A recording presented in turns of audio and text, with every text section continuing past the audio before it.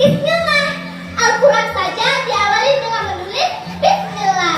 Ahli surga mengawali masuk surga dengan Bismillah. Maka jika kembali melakukan kegiatan, awalilah dengan Bismillah.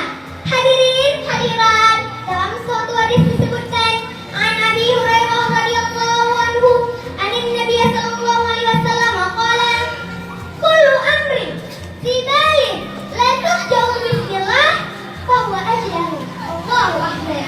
Diriwayatkan oleh Abu